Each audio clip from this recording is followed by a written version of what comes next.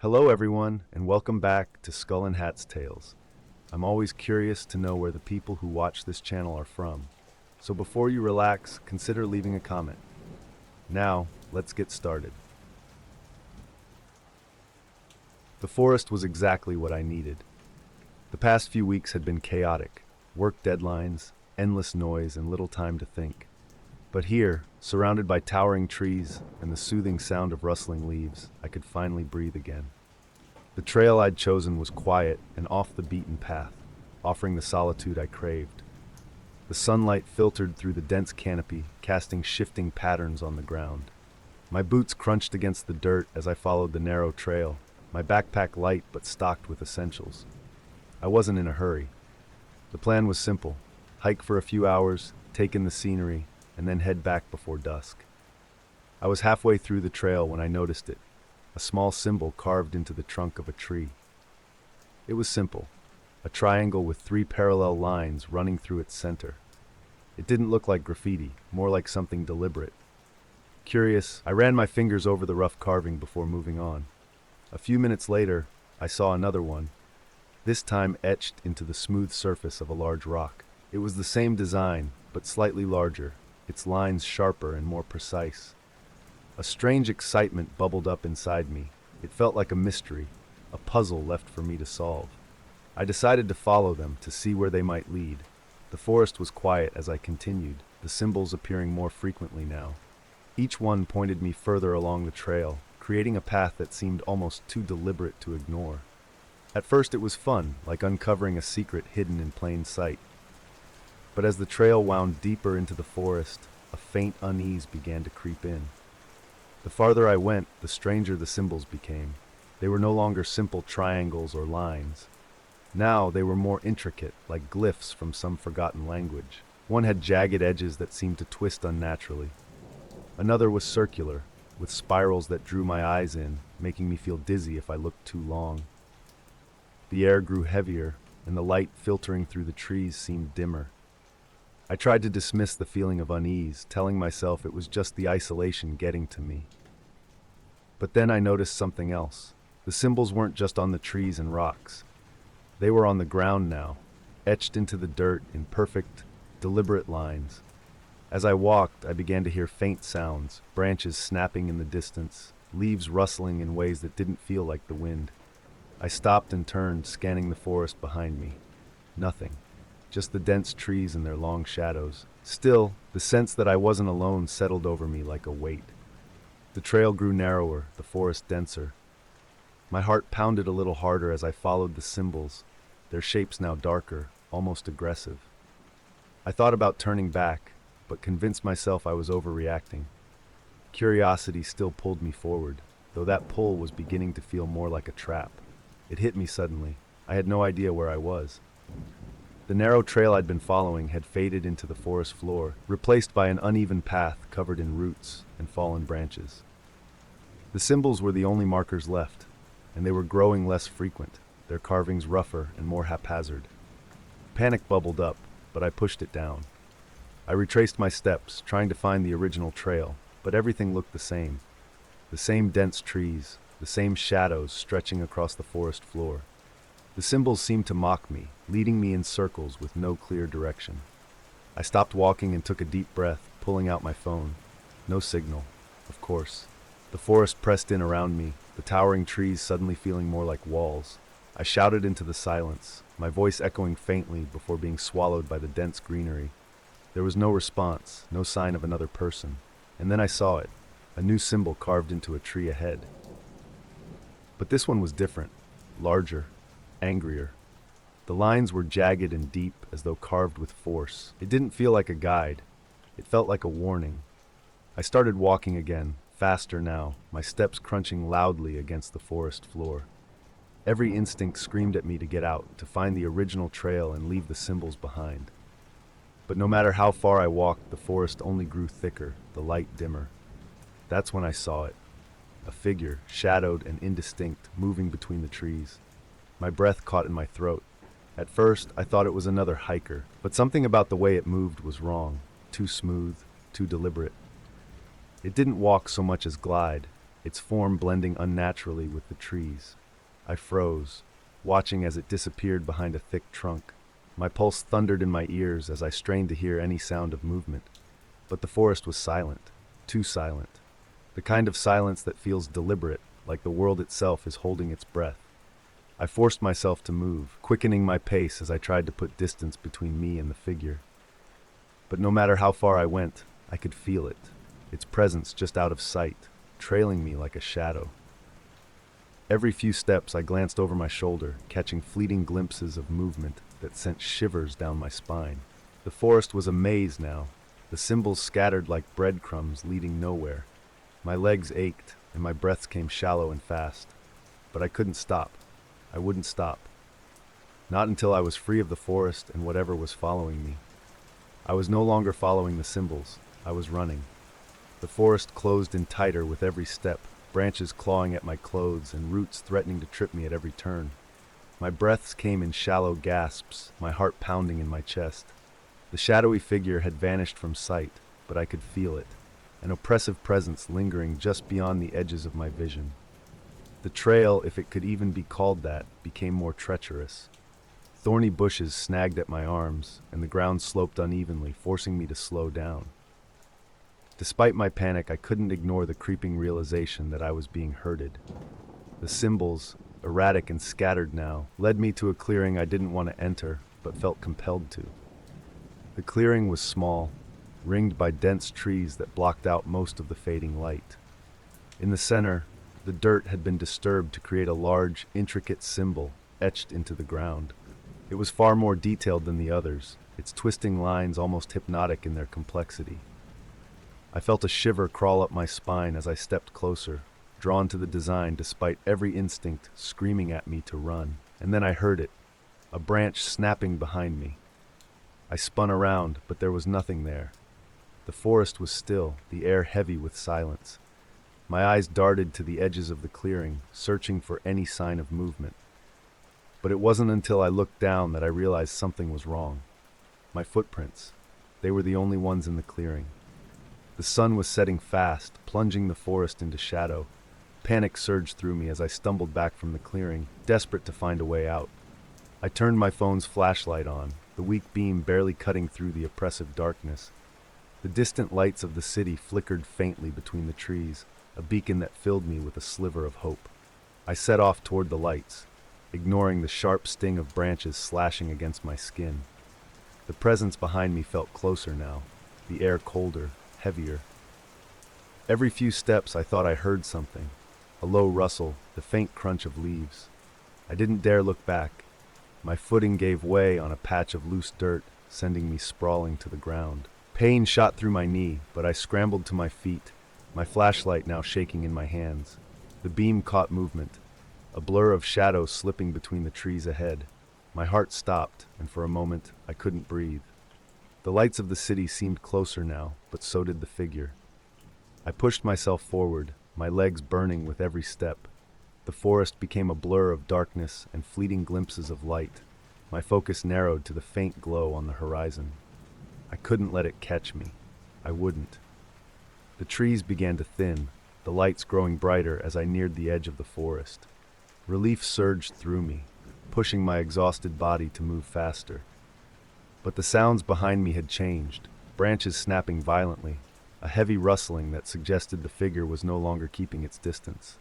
I risked a glance over my shoulder and saw it clearly for the first time. The figure was humanoid but wrong, its proportions slightly off, its movements too fluid to be natural. It didn't run, it glided, its dark form weaving effortlessly between the trees. My flashlight flickered over its face, or where its face should have been, and I saw nothing but darkness, an empty void that seemed to absorb the light. Fear surged through me, and I sprinted the last stretch of the forest. My foot caught on a root, sending me tumbling forward, but I didn't stop. I scrambled on all fours before finding my footing again, the city lights so close I could almost touch them. I burst out of the trees and onto the edge of a paved road, the sudden brightness of a passing car's headlights blinding me. I stumbled to the side as the car slowed, its driver rolling down the window to shout something I couldn't process. The forest loomed behind me, its shadows deep and impenetrable. When I turned to look, the figure was gone. Back in the safety of the city, I couldn't shake the events of the hike. The forest seemed so distant now, yet the memory of the symbols and the figure lingered like a shadow in my mind. I avoided the trails, even the thought of stepping near the woods sending a chill through me. My once beloved hikes were now tainted by fear.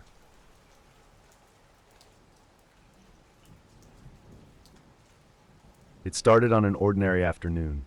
I was sitting at an outdoor cafe, sipping my coffee and scrolling aimlessly through my phone. The hum of distant conversations and the occasional clink of cups created a soothing background. Then, a voice interrupted the calm. "Excuse me," it said, polite but firm. I looked up to see a man standing by my table. He was unremarkable at first glance, dressed in a plain coat, his face lined but composed. He smiled faintly, though his eyes didn't match the gesture. "I'm sorry to bother you. Do you mind if I ask you a quick question?" Caught off guard, I nodded. "Sure." He pulled out a small notebook and clicked his pen. "I'm looking into someone I believe you might know. A man named Greg Walters? I believe he lives nearby." The name rang a faint bell. Greg was a coworker from a different department, someone I'd exchanged pleasantries with but didn't know well. Yeah," I said cautiously.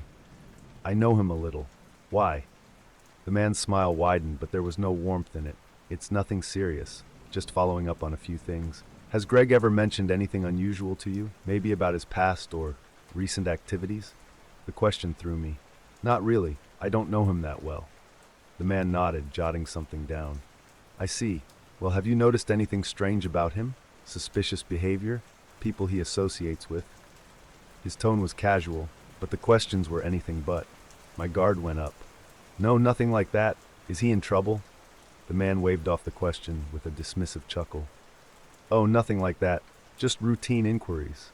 I forced a polite smile, suddenly eager to end the conversation. "Sorry, I really don't know much about him." The man's smile lingered as he closed his notebook. "Of course. Thanks for your time." As he walked away, I couldn't shake the feeling that something was off. His questions, his demeanor, they didn't sit right. I convinced myself it was nothing, just an investigator doing his job. But I was wrong. The first time I saw him again, I thought it was a coincidence. It was 2 days later, at my favorite coffee shop. I was waiting for my order when I spotted him at a corner table, his notebook open, a coffee untouched in front of him. He didn't look at me, but I felt his presence like a weight. The second time was harder to dismiss. I left work late that evening, stepping out into the cool dusk, and saw him leaning casually against a lamppost across the street. He wasn't looking at me, but he was too still, too present. My stomach churned as I quickened my pace, glancing back over my shoulder. He didn't follow, but his presence lingered long after I'd locked my apartment door. By the third time, I knew it wasn't a coincidence. It was late at night, and I was shutting off the lights when I noticed movement outside. Peeking through the blinds, I saw him standing on the sidewalk, hands in his coat pockets, staring directly at my building. My breath caught. I stepped back from the window, my heart pounding. What did he want? Why was he following me? I couldn't make sense of it, but one thing was clear. I wasn't imagining it. The next few days were a blur of anxiety. I started altering my routines, taking different routes to work, avoiding my usual spots, even skipping my favorite coffee shop. But no matter what I did, I couldn't shake the feeling of being watched. I caught glimpses of him in the strangest places, a flash of his coat in a crowd, his figure disappearing around a corner. Each sighting felt like a needle in my chest, a sharp reminder that he was still there, watching, waiting. One morning I found a small, folded piece of paper tucked under my windshield wiper. My hands trembled as I opened it, half expecting some cryptic message, but it was blank, completely blank. Somehow that was worse. It felt like a statement, a quiet reminder that he was close enough to leave it. At work, I found myself scanning the parking lot, jumping at every unexpected sound. My colleagues began to notice my unease, but I couldn't bring myself to explain. What would I even say? That a stranger with a notebook was haunting my every move? It sounded insane, even to me. By the 5th day, I'd had enough. When I saw him standing across the street from my apartment again, his silhouette illuminated by the dim glow of a street lamp, something snapped. Fear gave way to anger. Grabbing my jacket, I marched outside, my heart pounding with equal parts terror and adrenaline. "What do you want?" I demanded, my voice trembling despite my resolve. "Why are you following me?" He didn't answer immediately. Instead, he tilted his head, his expression unreadable. "You don't understand," he said quietly, almost as if talking to himself. "I understand enough," I shot back. "If you don't leave me alone, I'm calling the police." For the first time, his composure cracked. His mouth twisted into a grimace, and his voice dropped, filled with venom. "You have no idea what you're involved in," he muttered. Before I could respond, he turned and walked away, disappearing into the shadows of the street. I stood there for a moment, stunned, before retreating inside and locking the door behind me. That was the last time I saw him. For the next few days, I waited for him to reappear, half expecting another note or a knock at the door. But there was nothing. The days following the confrontation were eerily quiet. For the first time in a week, I didn't see him lurking in the shadows or standing across the street. There were no more blank notes, no fleeting glimpses of his figure disappearing around corners. He was gone, or so it seemed. At first, the relief was overwhelming. I found myself breathing easier, my muscles no longer coiled with tension. I returned to my usual routines, revisiting the coffee shop I had avoided and walking to work without scanning every shadow. It felt like reclaiming my life, but the relief was fragile, balanced on the edge of doubt. Every creak of the floorboards or distant footstep made my heart race. I couldn't shake the feeling that his absence was temporary, that he was watching from somewhere unseen, waiting for the right moment to reappear. I hated how much space he still occupied in my mind, even when he was gone. I tried to convince myself it was over, that I'd scared him off. But a lingering unease whispered otherwise. His cryptic words, "You have no idea what you're involved in," played on a loop in my head. What had he meant? And why had he been so interested in Greg? I couldn't let it go. The stranger's sudden appearance and equally abrupt disappearance left too many loose ends, too many unanswered questions. I found myself obsessing over the details, retracing every word of our conversations in my mind. Greg. It all came back to him. The stranger had been asking about him specifically. But why? I considered reaching out to Greg, but the thought of bringing him into this mess stopped me. What if it put him in danger? What if it made things worse? Instead, I turned to the internet, searching for any trace of the stranger or a connection to Greg. I combed through forums, local news archives, and even social media, but nothing matched. It was as if the stranger didn't exist. The more I searched, the more frustrated I became. Late one night, I sat in front of my computer, scrolling aimlessly through yet another thread about anonymous stalkers. The room was dark, the screen's glow casting long shadows on the walls. My eyes burned from hours of searching, but I couldn't stop. I was looking for answers that I wasn't sure I wanted to find. Over the next few weeks, I began to let my guard down. The lack of any further incidents or sightings made it easier to convince myself it was truly over. Life began to feel normal again, though I was careful to avoid places where I'd encountered the stranger. But the paranoia never fully left. Even as I returned to my usual routines, I found myself scanning the crowd at the coffee shop or double-checking the locks on my doors at night. The stranger's absence didn't feel like closure. It felt like a pause. One evening as I walked home from work, I caught a glimpse of something out of the corner of my eye. A figure standing at the end of the block, partially obscured by shadows. My heart skipped a beat, and I froze, my eyes straining to make out the details. But when I blinked, the figure was gone. I stood there for a moment, my breath caught in my throat before convincing myself it was nothing. Just my imagination, I told myself. Just a trick of the light. Yet the unease lingered. That night, I found myself peering out the window again, my fingers twitching with the urge to call someone, anyone, for reassurance. But there was no one to call, no evidence to report, just an unshakable fear that the stranger wasn't as gone as I'd hoped. The stranger never came back, at least not in any way I could prove, but his presence stayed with me, etched into the corners of my mind like a scar. Every knock at the door, every unfamiliar face in a crowd sent my pulse racing. I stopped looking for answers. Whatever he had wanted, whatever his cryptic words had meant, I didn't want to know anymore. The truth, I realized, might be worse than the fear of the unknown.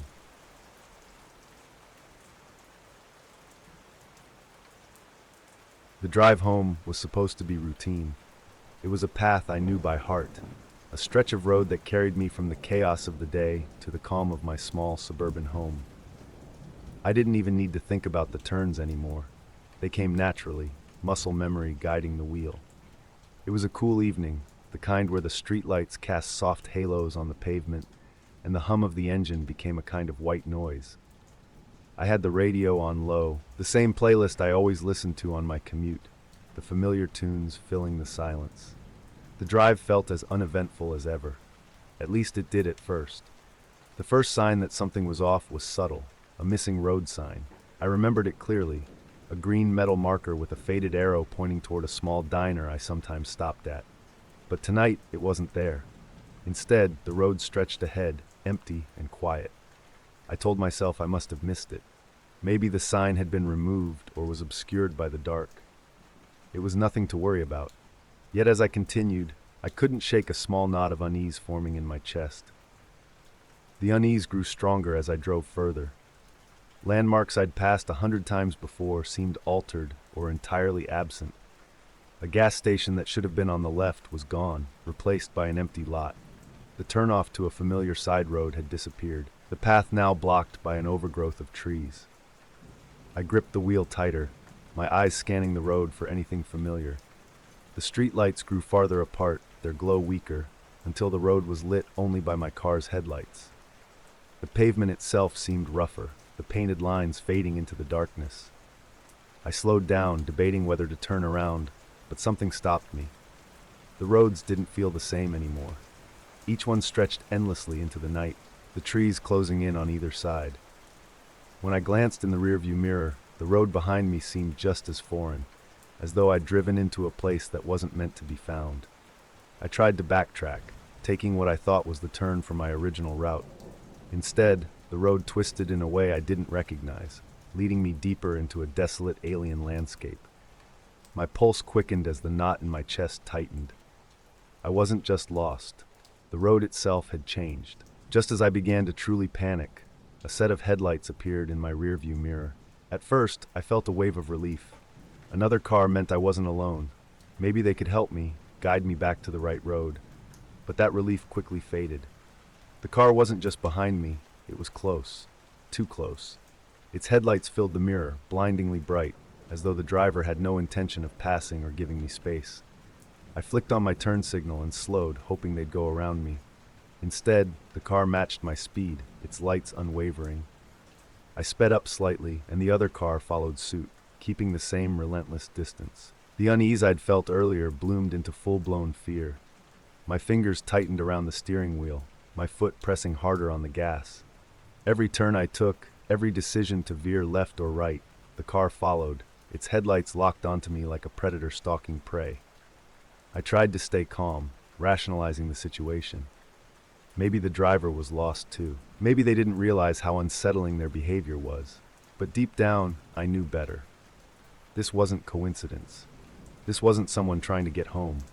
I took a sharp turn onto a narrower road, the tires skidding slightly as I pushed the car faster. The trees loomed closer, their shadows flickering across the windshield. The pursuing car stayed with me, its headlights unwavering. It didn't honk, didn't flash its lights, didn't make any move to signal its intentions. It just followed. My breathing grew shallow as the road narrowed further, the forest on either side swallowing the weak glow of my headlights. I couldn't see where the road led, but I didn't care. I just needed to get away. The road twisted sharply, forcing me to slow down. The other car took advantage of the curve, closing the gap between us. Its headlights filled my rearview mirror again, so bright that I could barely see. For a moment, I thought I heard something, a faint rumble, like laughter carried on the wind. But I shook it off, focusing on the road ahead. I shouted into the empty car, frustration and fear boiling over. "What do you want?" The words hung in the air, unanswered. The car didn't relent. The more I tried to escape, the more the roads seemed to twist and tangle, leading me deeper into the unknown. The forest pressed in tighter, the desolation around me complete. It felt as if the road itself was conspiring to trap me, to keep me moving in circles until there was nowhere left to go. The forest seemed endless, the road stretching on like a cruel joke. My headlights illuminated only a narrow slice of the path ahead, the rest consumed by darkness. My pursuer's lights stayed unwaveringly behind me, an oppressive presence that made the air feel heavier. My breaths came fast and shallow, panic clawing at my chest. Then in the distance, I saw it. A faint glow, soft, yellow light flickering through the trees. It looked familiar, like the streetlights near the edge of town. Relief surged through me, washing over the fear like a cold wave. If I could just reach those lights, I'd be back on recognizable ground. I'd be safe. I pressed the accelerator harder, the car lurching forward as I focused on the glow ahead. The pursuing car matched my speed, its headlights growing brighter, almost blinding. The road twisted violently, forcing me to grip the wheel tightly as the tires screeched against the pavement. My hands ached from the tension, but I didn't dare let up. The glow ahead grew brighter, more distinct. It wasn't a trick of the light, it was real. The thought pushed me forward, adrenaline overpowering my exhaustion. But the car behind me wasn't letting up. It surged closer, its headlights so bright they seemed to pierce through my skull. I felt the weight of its presence like a physical force, pressing me toward the edge of control. The pursuing car grew bolder, edging closer to my bumper. My heart raced as I veered around another sharp curve, the trees flashing by like phantoms. The glow of the lights ahead remained distant, as if they were mocking me, promising safety but refusing to draw closer. I felt the first jolt before I realized what was happening. The car behind me had rammed into my rear bumper, the force sending a shockwave through the vehicle. I gripped the wheel tighter, fighting to stay on the road as the pursuing car closed the distance again. Another hit, harder this time, sent my car skidding to the side. My mind raced, weighing my options. Stopping was out of the question. I had no idea who or what was behind the wheel of the other car, but I knew they weren't here to help. My only hope was to reach the lights, to find a road that made sense again. As the road straightened out, I pushed the car to its limit. The engine roared in protest, the speedometer climbing higher than I was comfortable with. The lights ahead began to take shape, the glow resolving into the familiar pattern of streetlights lining the road near the edge of town. Then, as suddenly as it had appeared, the pursuing car swerved violently to the side and disappeared into the trees. The sudden absence of the headlights behind me was disorienting. I slowed down instinctively, my mind struggling to process what had just happened. The road ahead seemed clearer now, the lights of the city drawing closer with every second. The suffocating darkness of the forest began to lift, replaced by the comforting glow of familiarity. I didn't stop until I was well within the city limits, my car rolling to a shaky halt at the side of the road. My hands trembled as I turned off the engine, the silence deafening after the constant roar of the chase. I leaned back in the seat, my chest heaving as I tried to catch my breath. The thought of looking back at the road made my stomach churn, but I couldn't help myself. I turned in my seat and stared into the distance, half expecting to see those relentless headlights appear again. But the road was empty. No sign of the car, no sign of the forest. It was as if the entire ordeal had been swallowed by the night.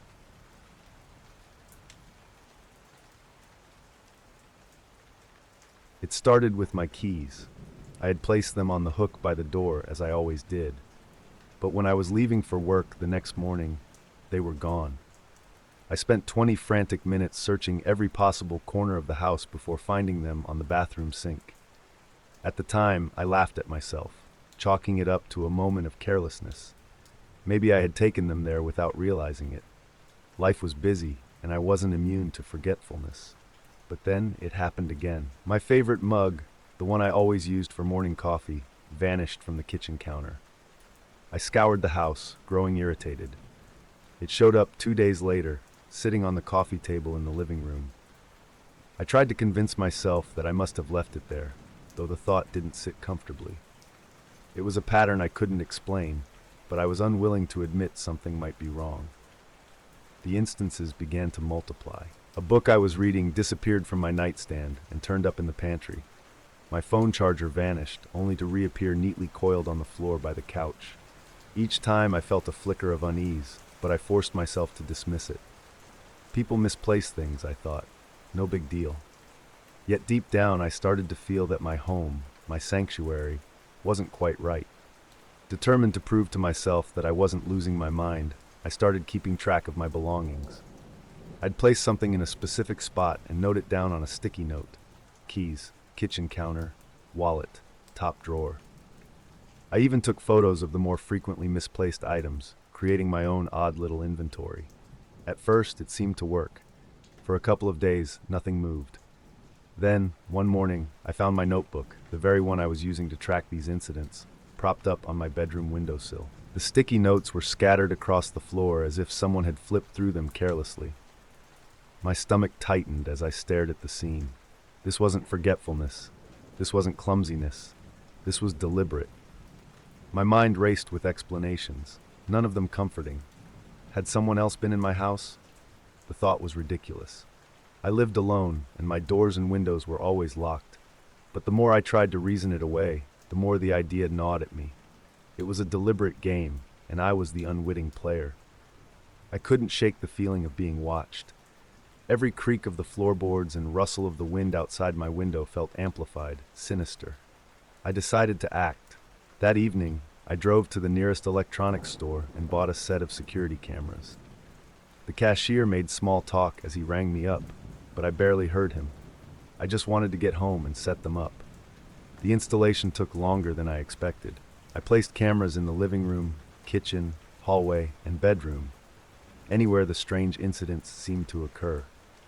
I synced them to my phone and triple-checked that they were working before going to bed that night. As I lay there in the dark, staring at the faint glow of the camera in the corner of my room, I felt both relieved and uneasy. Whatever was happening, I would finally have answers. Sleep didn't come easily.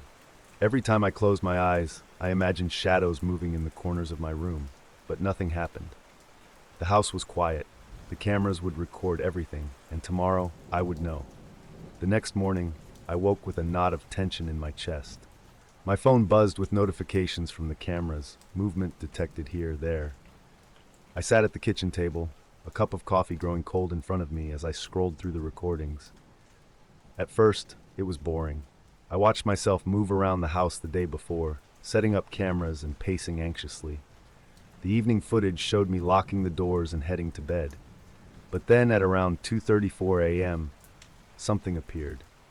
A hooded figure slipped into view, moving silently down the hallway. My breath caught as I watched the person, no, the intruder, pause in the living room, glance at the bookshelf, and pick up a small trinket. They didn't steal it. They simply placed it on the coffee table and walked away, vanishing back down the hallway toward the back door. I rewound the footage, watching it over and over, hoping to catch something, anything, that explained how they got in. But there was nothing. They entered and exited without a sound, leaving me to sit there trembling, unsure of what to do next. I spent the rest of the day in a fog of panic, my mind racing with possibilities. How had they gotten in? I triple-checked my doors and windows every night. The locks were fine, the windows were secure. None of it made sense. I had watched the footage so many times I could see the figure's movements in my mind, deliberate and confident, as though they belonged here. I couldn't stay passive any longer. First, I called a locksmith and had every lock in the house replaced. He worked quietly, methodically, while I hovered nearby, wringing my hands. When he was done, I asked for a set of padlocks and installed them myself on every door and window. My once cozy home now felt like a cage. I hated the way the heavy bolts clanged and the metallic clicks echoed as I locked them each night, but I told myself it was necessary. Safety above all. Despite the reinforcements, I couldn't shake the feeling of being exposed. Every time I passed a window, I pulled the curtains tight, imagining eyes peering in. The hooded figure had been inside my home, my bedroom. I tried to push that thought away, but it clung to me, suffocating. The first night after the changes was unbearable. I lay in bed, staring at the camera's faint light in the corner of my room. Every creak of the floorboards and whisper of the wind felt amplified, filling the silence with dread. My chest was tight, my breathing shallow. I counted the seconds until dawn. The days that followed were eerily calm. Nothing moved. No items disappeared or reappeared. The cameras didn't pick up anything unusual. But instead of relief, the stillness filled me with a gnawing unease. It was too quiet, too still, as though the figure was waiting for something. I couldn't focus on work or friends or anything beyond the oppressive feeling that lingered in my house.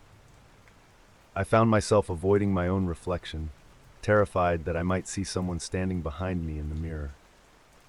My nights became a blur of half-sleep, broken by the slightest noise. Each morning, I woke more exhausted than before, dragging myself through the day like a ghost. I don't know why I decided to check the footage that night. Nothing had happened for days, and I thought maybe I'd finally scared them off. But something pulled me to the cameras, that persistent sense of dread whispering that it wasn't over. The footage started like all the others, still, silent, empty. I fast-forwarded through hours of uneventful recordings until the screen jumped and the timestamp showed 3:12 a.m. My stomach twisted as I hit play. There they were again, the hooded figure, moving silently through my house. This time, they didn't linger in the living room or touch anything. They walked straight to my bedroom door. I froze, unable to look away. The figure stood in the doorway, unmoving, watching. The camera's angle captured everything, the slight tilt of their head, the way they shifted slightly as though trying to get a better view of me sleeping. They stayed there for nearly 5 minutes before turning and leaving the same way they came. I didn't realize I was trembling until the video ended. My hands shook so badly I dropped my phone. The realization hit me like a blow.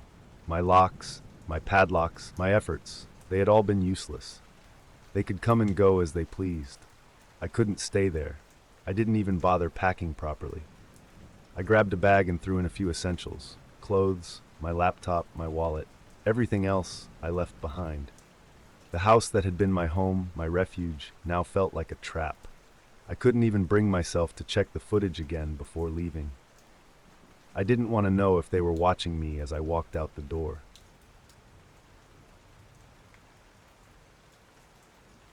The message came late in the evening, a casual text from an old college friend I hadn't spoken to in years.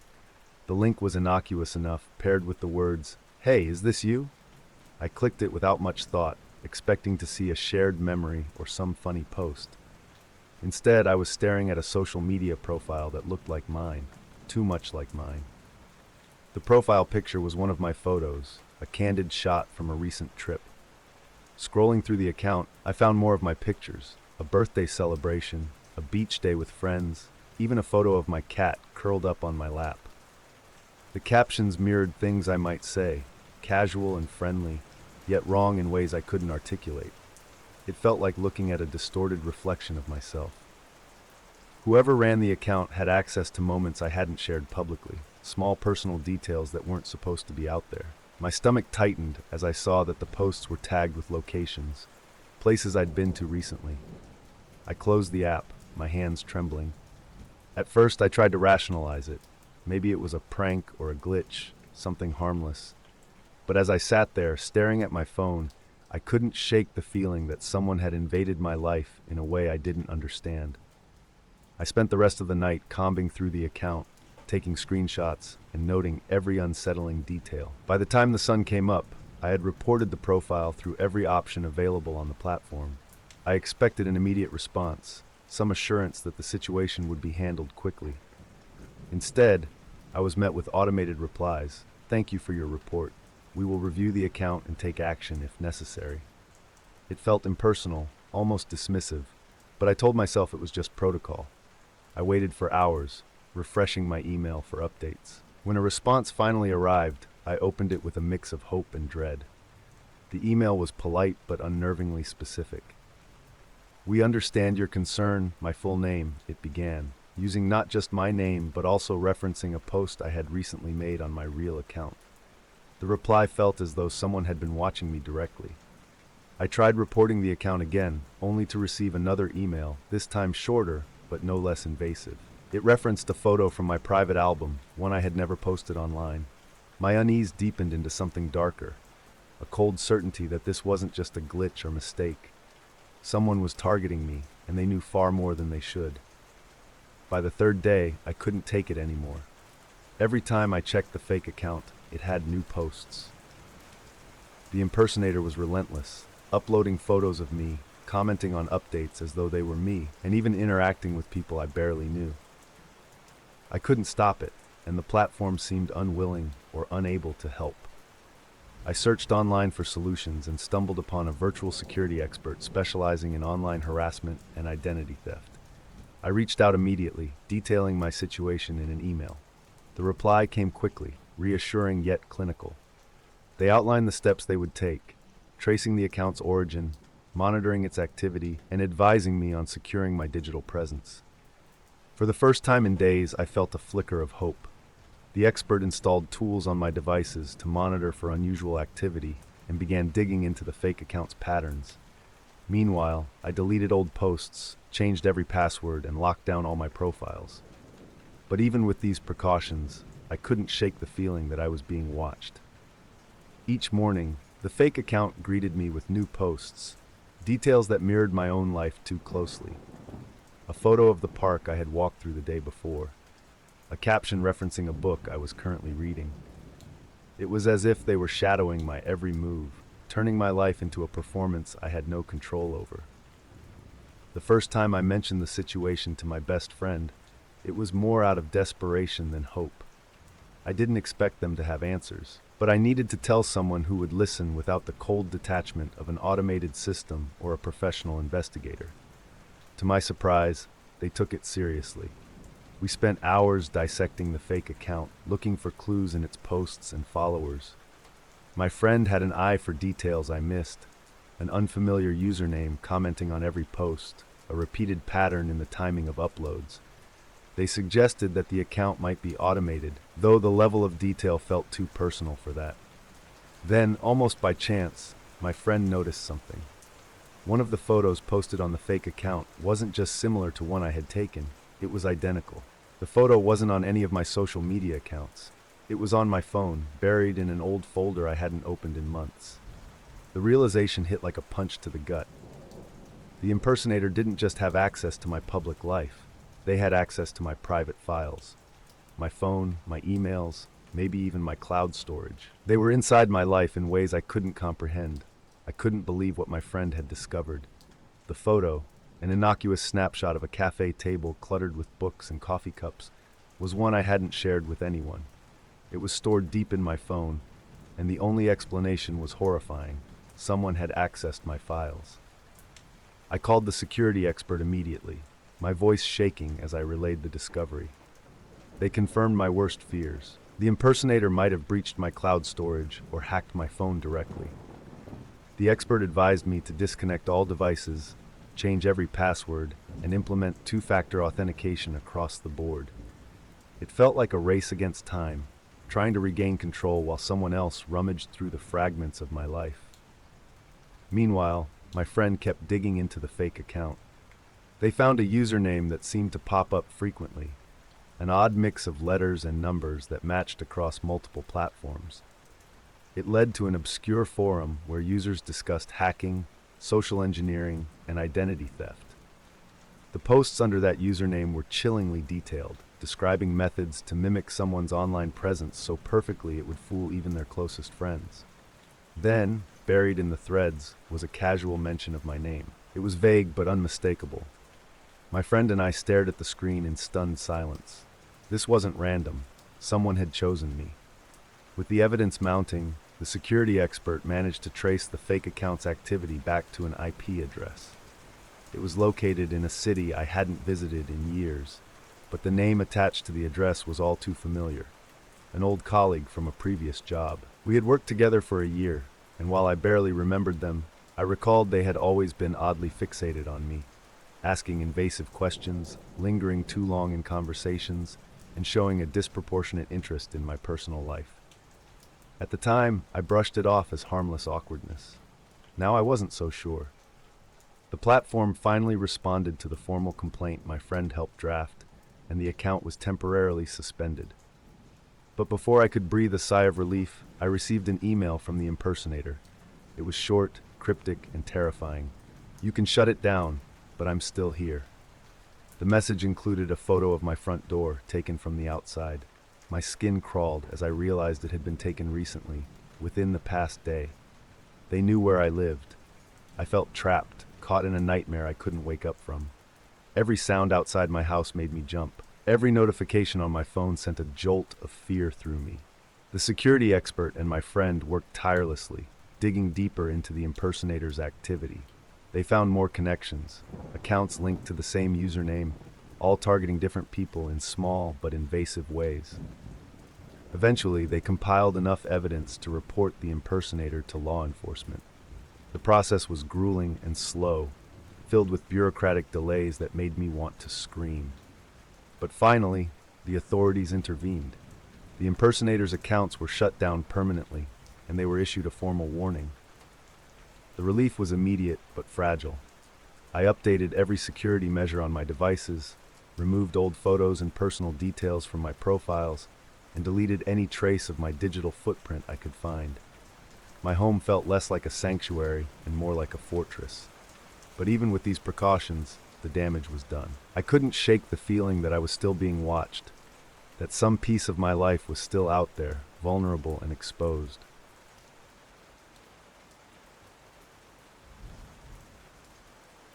The package was there when I opened my front door one morning, sitting neatly on the welcome mat like an uninvited guest. At first glance, it didn't seem unusual, just a small brown cardboard box with my name written in messy, jagged handwriting. There was no return address, no postage stamp, no indication of where it had come from. I picked it up hesitantly, its weight surprising me. Back inside, I set it on the kitchen table and stared at it for several minutes, unease gnawing at the edges of my mind. It felt like the kind of thing I should just throw away without opening, but curiosity, always my downfall, got the better of me. The items inside were both mundane and unnerving. A broken wristwatch with a cracked face, an old photograph of me as a child, playing in a park I hadn't thought about in years, and finally, a slip of paper with just 5 words scrawled on it: "You never should have left." My chest tightened as I stared at the note. Left what?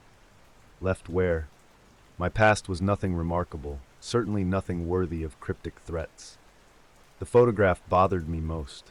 It wasn't a picture I recognized or remembered owning, yet there I was, smiling at the camera, oblivious to whoever had taken it. I spent the rest of the day convincing myself it was a prank, some tasteless joke by a stranger who had dug up details from my social media. But as the sun dipped below the horizon, my certainty began to waver. That night, sleep eluded me. I lay in bed, staring at the ceiling, listening to the creaks and groans of the house settling in the dark. My thoughts kept circling back to the package, to the broken watch and the note. Why would anyone send me something like that? And how did they know about the photograph? At some point, I got up and wandered to the living room. The house felt colder than usual, the shadows in the corners deeper and more oppressive. I was about to pull the curtains shut when something outside caught my eye, a figure standing at the edge of my driveway, half hidden in the shadows. My breath caught in my throat. I froze, squinting into the dark, trying to make out any details. The figure didn't move. It was just standing there, watching.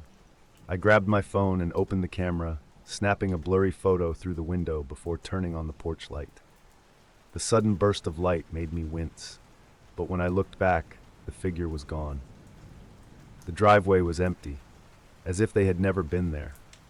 I locked all the doors and windows, double-checking each one before retreating to my room.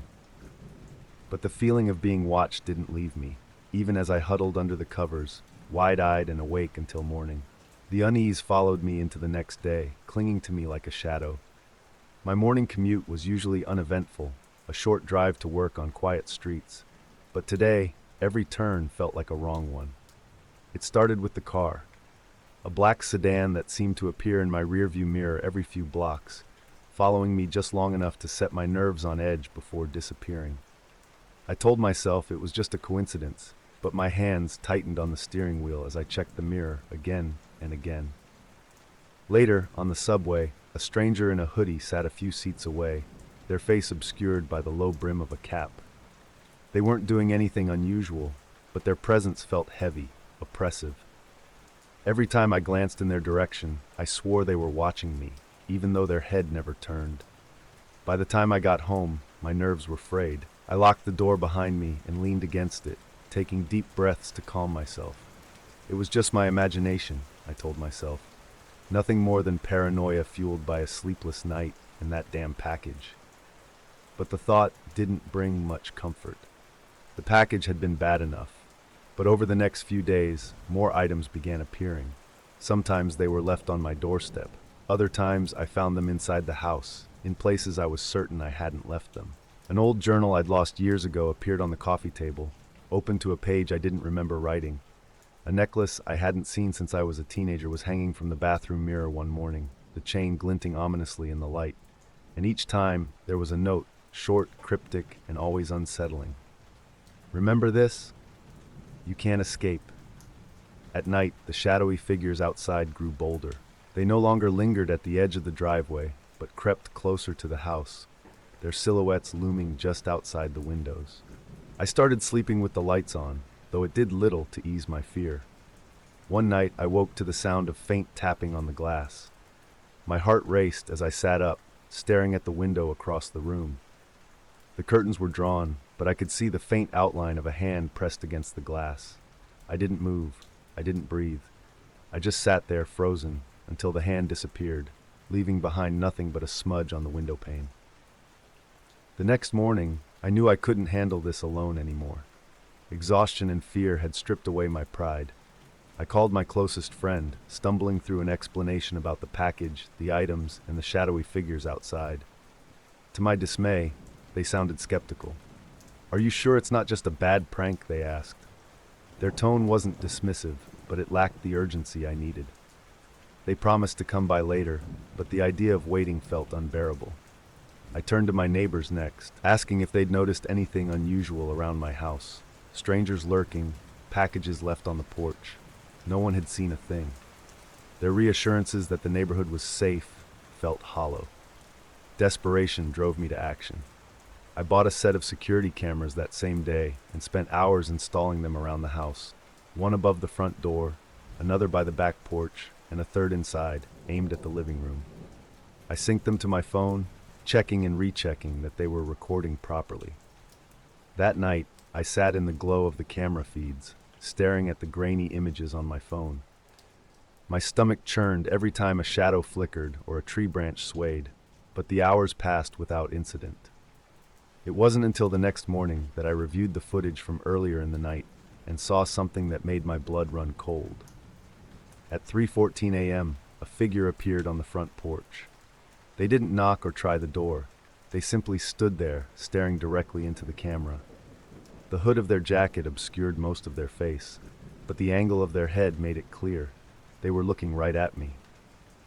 They stayed like that for almost an hour before turning and walking away. By the end of the week, I was a wreck. The tapping on the windows continued at random intervals, always faint but deliberate.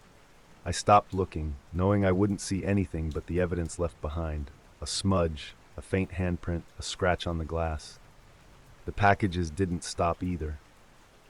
Each one contained something more disturbing than the last. A crumpled letter written in my own handwriting, though I couldn't recall ever writing it.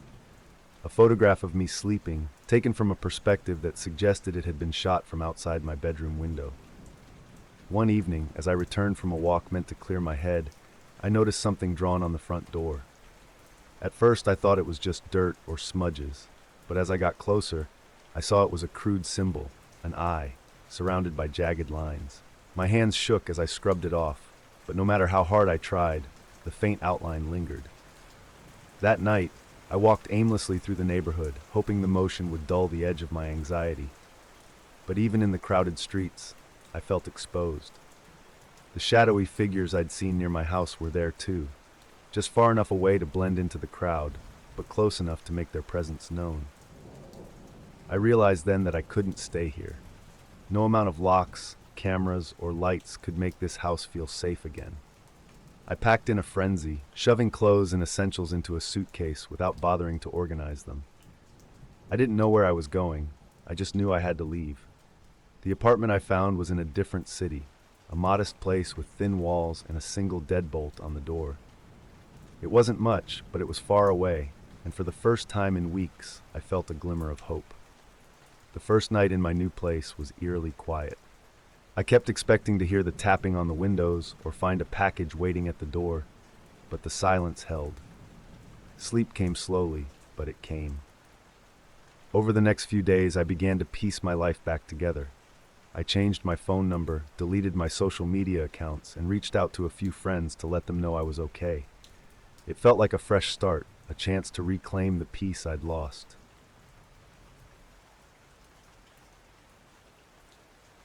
It was a quiet afternoon, the kind of day where nothing unusual was expected. I was halfway through folding laundry when I heard the knock at the door. It was sharp and deliberate, cutting through the stillness of the house. I paused, hesitant, then peered through the peephole. The man on the other side was in his mid-30s, wearing a uniform with a company logo embroidered on his chest. He held a clipboard in one hand and smiled politely when I opened the door. "Good afternoon," he began, his tone professional but overly friendly. "I'm with the local energy service. We're doing routine inspections to ensure everything is up to code." He held up an ID card, flashing it quickly before tucking it back into his pocket. Something about the hurried motion made me uneasy, but I couldn't pinpoint why. I hesitated, clutching the doorframe. "I didn't schedule an inspection." "It's standard across the neighborhood," he replied smoothly, motioning toward the clipboard. "Just a quick check. Won't take more than 10 minutes." I glanced down the street, but no other workers or vehicles were in sight. Still, his explanation sounded plausible enough. Against my better judgment, I stepped aside to let him in. The man walked in with a practiced air of confidence, taking in the space with a sweeping glance that felt too thorough. "Nice place," he said casually, as though commenting on a friend's home. He began with the kitchen, flipping a few switches and inspecting the outlets. I hovered nearby, trying to act nonchalant, but something about his demeanor kept me on edge. He moved efficiently, checking things quickly but without much focus. "Any issues with your appliances recently?" he asked over his shoulder. "No, everything's been working fine," I replied, watching as he opened the refrigerator briefly before shutting it again. At first, I told myself he was just being thorough. But as he moved on to other parts of the house, his actions seemed less purposeful. He lingered in the hallway, glancing at the photos on the wall, his eyes narrowing slightly as though studying them. I cleared my throat. "Is there something wrong?" No, he said quickly, flashing another smile. "Just making sure everything checks out." The inspection should have ended by now, but the man didn't seem in any hurry to leave. As he moved through the living room, he started asking questions, innocuous at first, but increasingly personal. "So you live here alone?" he asked, his tone casual, though the question felt anything but. I stiffened. "Why do you need to know that?" He chuckled as though to brush off my discomfort. "Just part of the assessment. Helps us recommend energy-saving measures." His gaze drifted to the mail stacked on the counter, and I noticed how his eyes lingered on the envelopes. "Been in the neighborhood long?" he continued, moving toward the bookshelf, his fingers brushing over the spines of the books. "Look," I said, my voice sharper than I intended. "What does this have to do with the inspection?" He turned to face me, his expression unreadable. "Just trying to help," he said lightly. But his gaze didn't match his tone. It was assessing, calculating. It wasn't until he wandered into the guest bedroom, completely unrelated to any energy inspection, that my suspicion turned to certainty. I followed him, my heartbeat quickening as I found him standing by the window, looking out into the backyard. "This isn't part of the inspection," I said firmly, my voice steady despite the growing unease. He turned, feigning innocence. "Oh, I thought I saw something off with the window frame. Didn't mean to overstep." But the way he lingered, the way his hand rested on the windowsill as if marking his presence, made it clear this wasn't a mistake. My eyes darted to his clipboard, and I realized he hadn't made a single note the entire time he'd been here. No tools, no equipment, nothing that indicated he was here for legitimate reasons. My instincts screamed at me to end this. "I think we're done here," I said, taking a step back toward the hallway. For a moment, he didn't move, his expression unreadable. Then he smiled again, that same overly friendly grin that now felt like a mask. "Of course," he said smoothly, making no attempt to argue. As he walked past me toward the front door, I couldn't shake the feeling that I'd narrowly avoided something much worse. As we reached the front door, I was eager to see him gone, but the man stopped abruptly, turning to face me. His smile had faded, replaced by an unsettling look of intensity. "Are you sure there's nothing else you'd like checked?" he asked, his voice calm but with a hint of insistence. "No," I replied firmly, gripping the edge of the door. "I think you've done enough." He lingered, his gaze flickering to the hallway behind me as though contemplating something. For a moment, I feared he might refuse to leave altogether. Then his expression softened into something almost apologetic. "You know," he said slowly, "I'm just trying to make sure everything's safe for you, especially since you're alone." The words felt like a trap. My stomach knotted as I struggled to maintain a neutral expression. "I'm not alone," I lied, hoping it sounded convincing. He tilted his head, his eyes narrowing slightly, as though weighing the truth of my statement. "Right," he muttered, turning back to the door at last. Even as he stepped outside, he didn't leave immediately. He stood on the porch, adjusting his jacket, glancing up and down the street. It was only when I locked the door that I felt the first flicker of relief. The relief didn't last long. From the safety of the living room, I peered through the curtains, watching as the man walked toward the end of the street. But instead of getting into a service vehicle, he simply turned the corner and disappeared from view. Something wasn't right. I returned to the door, checking the locks again and pushing the bolt in tightly. I double-checked every window, my heart racing with each pass. That night, the house felt unbearably quiet. I replayed the encounter in my head, dissecting every word, every movement. Why had he wandered into the guest bedroom? Why had he lingered so long, as though memorizing the layout of my home? When I finally summoned the courage to go outside the next morning, I found a faint boot print on the dirt near the side gate, leading toward the backyard. My skin crawled as I stared at it, imagining him standing there, possibly watching through the window before I'd noticed.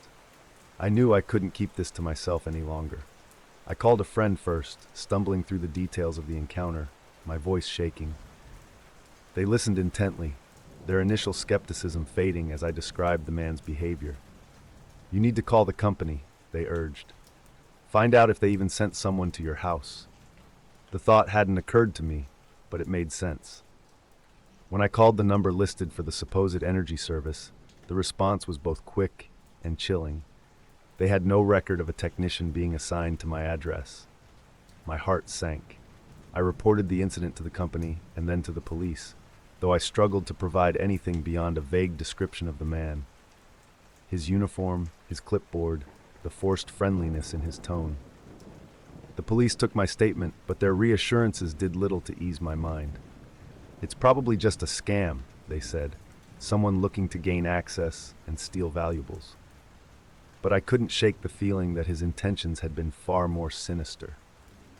In the weeks that followed, I couldn't fully relax. Every knock at the door sent a jolt of panic through me. I stopped answering entirely, peering through the peephole instead, and refusing entry to anyone I didn't know personally. I installed a camera above the front door and a second one at the back gate, reviewing the footage obsessively each evening. For a while, there was nothing unusual, no sign of the man or anyone else who didn't belong. But one night, as I scrolled through the day's footage, I froze. At 2:15 a.m., a shadow moved across the edge of the frame, just a flicker, barely noticeable. It was gone as quickly as it appeared, but it was enough to send my heart racing. I didn't sleep that night. Instead, I sat by the window, gripping my phone tightly, watching the street for any sign of movement. The man hadn't returned, not yet.